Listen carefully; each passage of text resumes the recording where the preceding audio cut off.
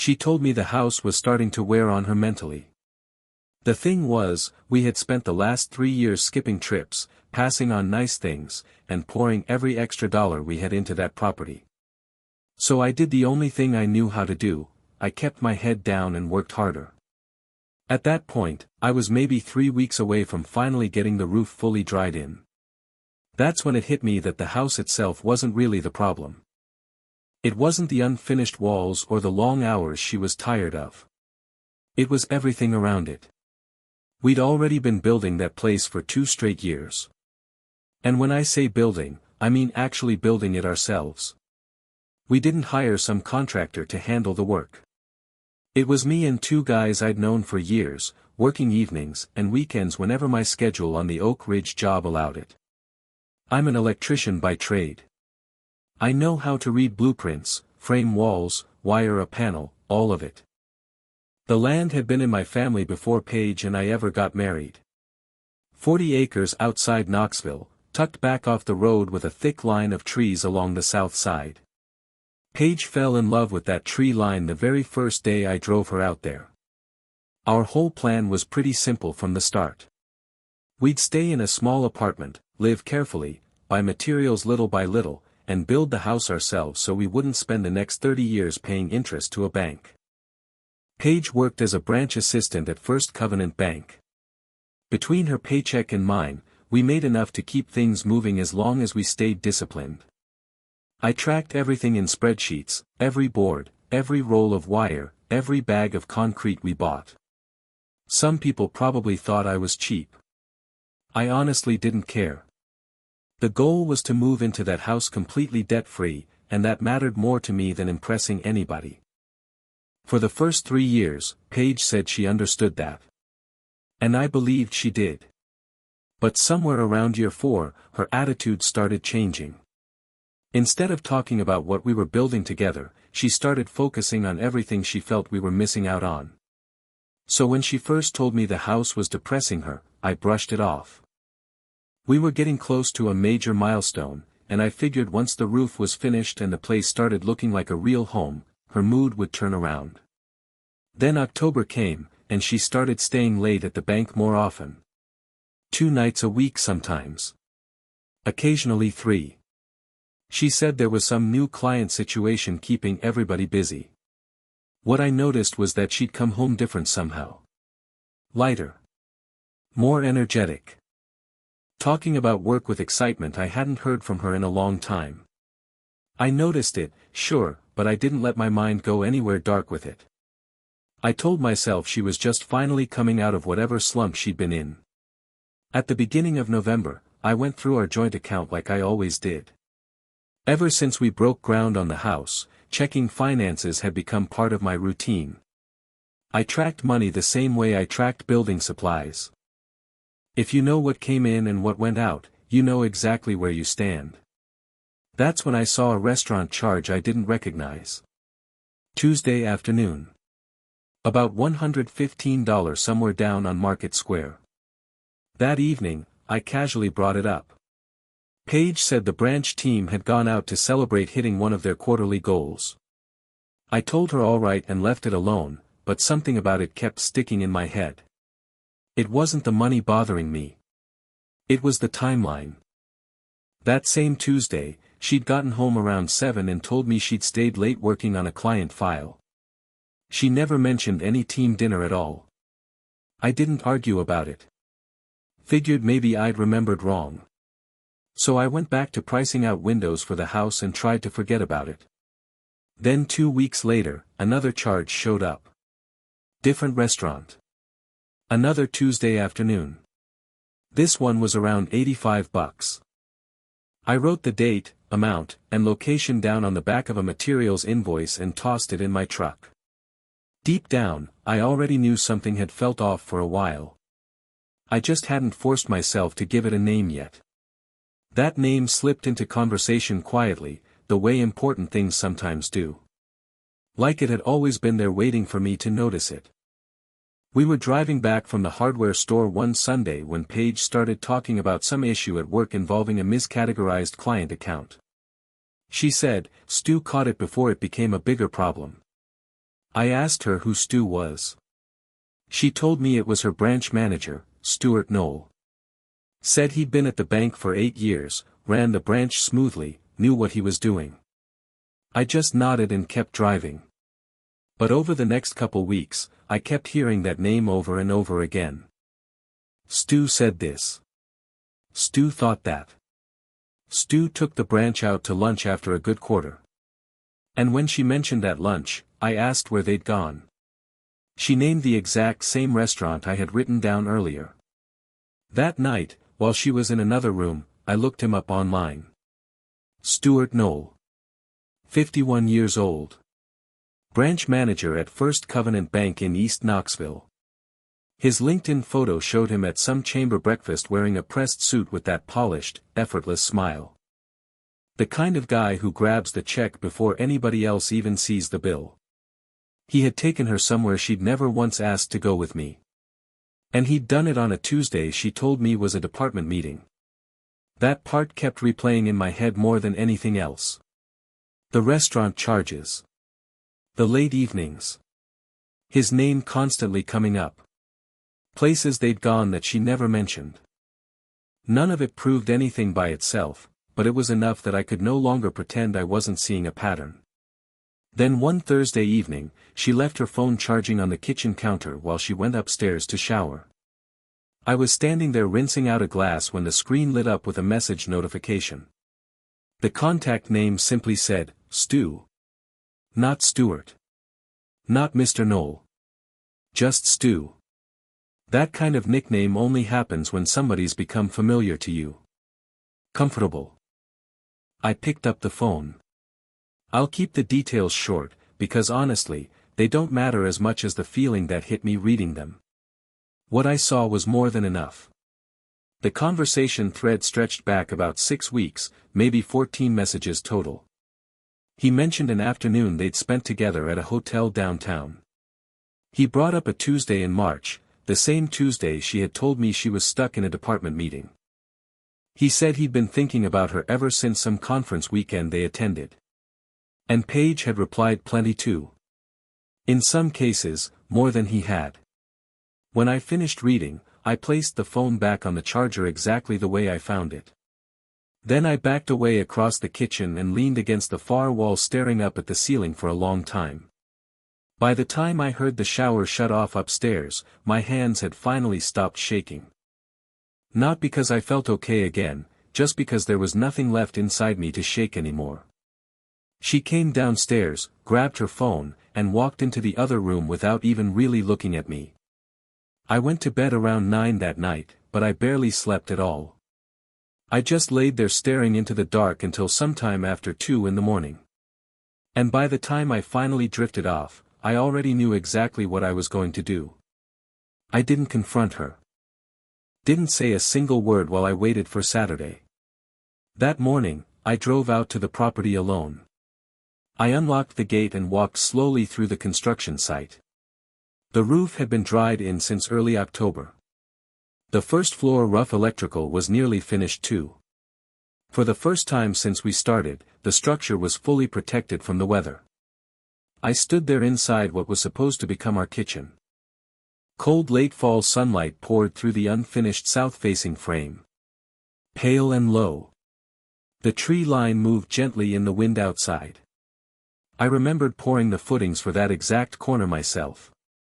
Mixed every batch by hand because I wanted to avoid paying for a mixer truck. 43 bags of concrete in a single Saturday back in November 2 years earlier. Cost me $94 total. I stood there quietly for a few minutes just taking inventory of everything around me. Then I got back in my truck and drove into town. Beverly Callahan had worked with Paige at First Covenant Bank for about 4 years. I'd only met her twice during branch events, but she always seemed like a straightforward kind of person. I remembered Paige once mentioning that Bev usually ate breakfast Saturday mornings at a diner on Central Avenue. When I got there, she was sitting exactly where Paige said she'd be. I walked over, sat down across from her, and apologized for interrupting her morning. Told her I'd keep it brief. She watched me carefully without saying much.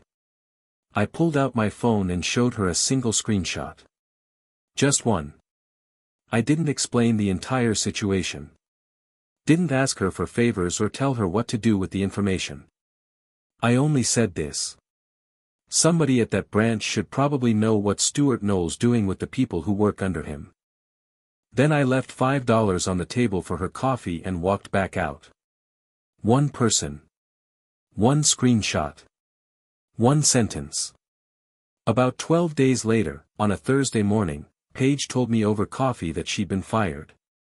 She called it restructuring. Said the bank was eliminating her position.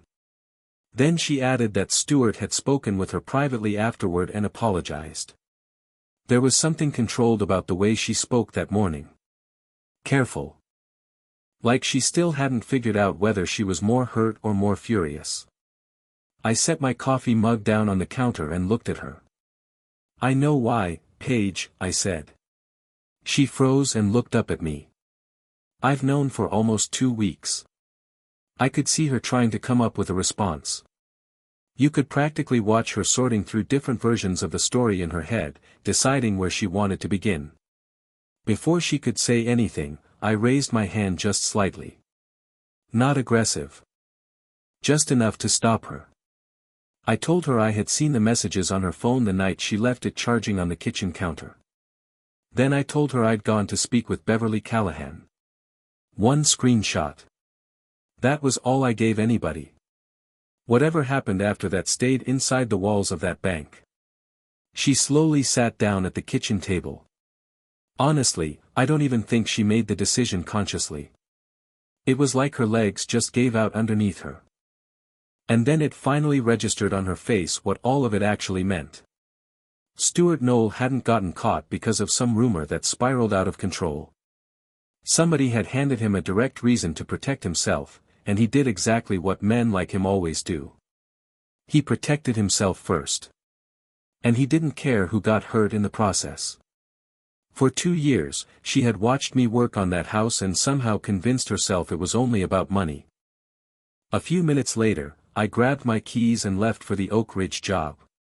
Over the next 10 days, she spent most of her time trying to get Stuart to respond to her.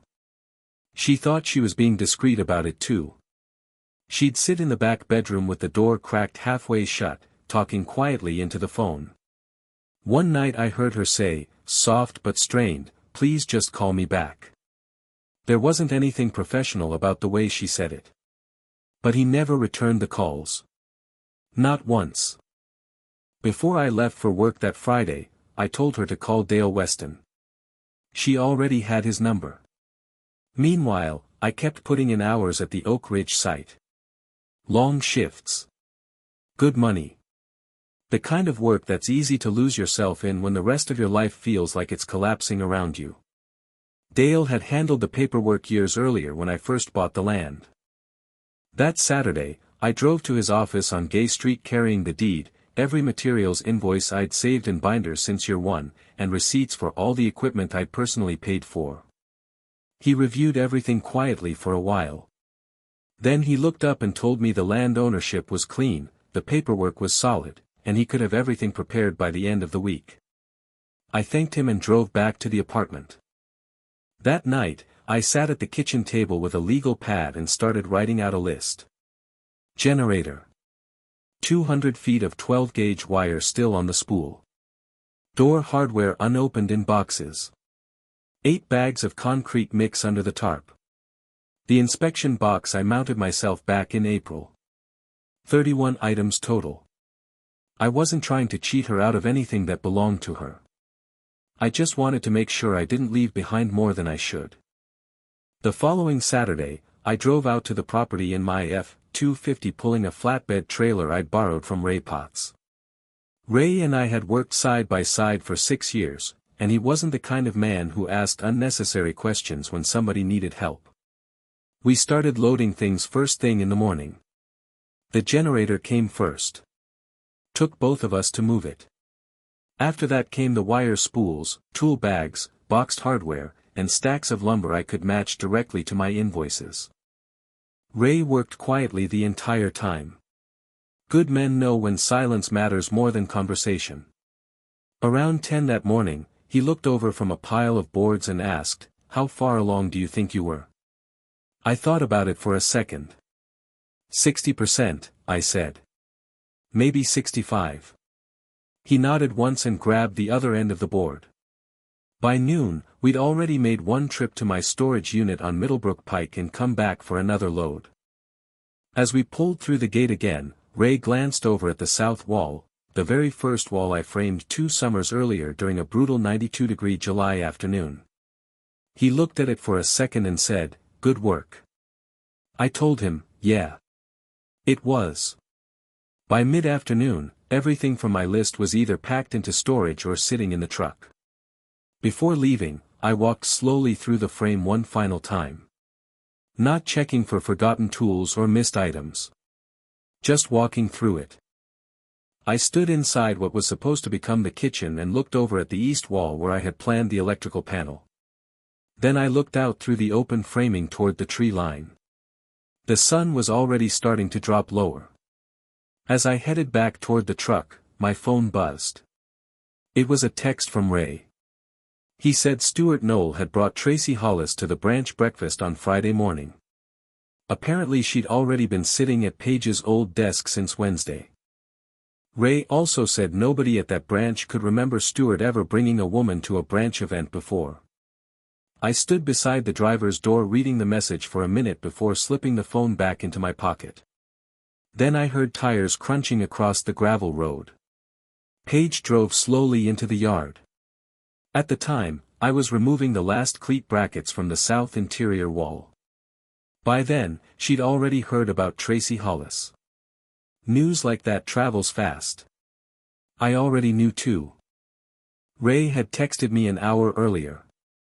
Paige walked over and stopped a few feet away from me. She never mentioned Tracy directly. Instead, she just stood there staring at the framing for a while. Looking at the pencil marks on the studs, measurements, wiring notes, little reminders I'd written months earlier. Finally she said quietly, "You really cared about this house." I pulled the last bracket loose and dropped it into the hardware bucket. That was the whole point, I told her. She stayed silent for a moment before saying, "I thought you only cared about the numbers. I thought that's all any of this was to you." I stood up and looked right at her. "I know you did," I said. Then I picked up the bucket, walked back to the truck, and drove away while she was still standing inside the frame. The following Monday, Ray sent another message. Word had spread through the branch that Stuart was now on administrative leave while the bank conducted a formal review. 9 days later, Paige signed Dale's paperwork without arguing over anything. No negotiations. No fighting back and forth. The unfinished structure got appraised, and she accepted the cash equivalent for her portion. Truthfully, it wasn't worth much yet. Just a framed shell standing out among the trees. About 6 weeks after Paige left the bank, Stuart Knoll left too. According to somebody Ray knew downtown, it was officially called a mutual agreement. 8 years running that branch, and he disappeared without so much as a formal announcement. The week the paperwork finalized, I moved into a small 2-bedroom apartment off Western Avenue. Smaller kitchen than I was used to. No yard either. My F-250 barely fits parked along the street. The lease is month to month, which honestly works fine for me right now. What surprised me most is how strange it feels living somewhere I didn't build with my own hands. Some evenings I notice little things. Electrical outlets placed where I never would have put them. Cabinets hanging slightly uneven. Nothing major. Just details. I kept the Oak Ridge work going through the fall and picked up a few residential jobs on the side too. The storage unit on Middlebrook Pike is still rented. Most of the lumber remains wrapped in plastic exactly the way we stored it. Ray mentioned he knows a framing crew down in Maryville that would probably buy the entire lot of materials if I decided to sell. I still haven't made up my mind about that.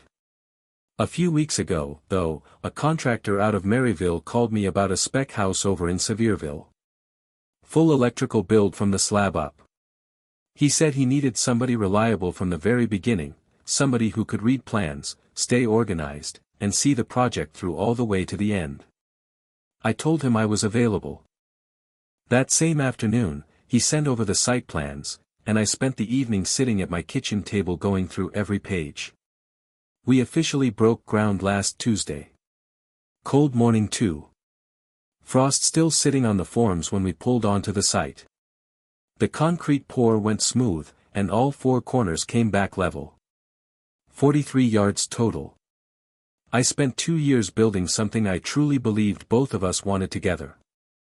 And honestly, I think a lot of couples would recognize pieces of this story. Years spent saving money. Putting off vacations. Sacrificing comfort because you believe the hard years are temporary and that life will eventually get easier once you finally reach the goal.